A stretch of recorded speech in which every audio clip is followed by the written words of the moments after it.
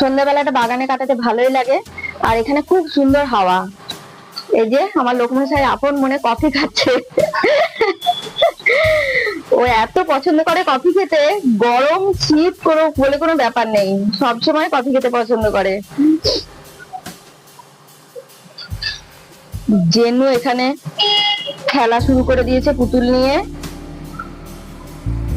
জেনু এখানে খেলা শুরু করে দিয়েছে পুতুল নিয়ে।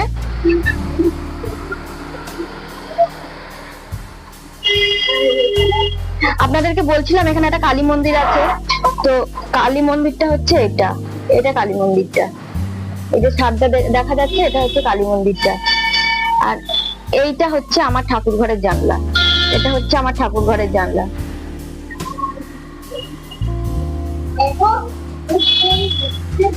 আর এই যে আমি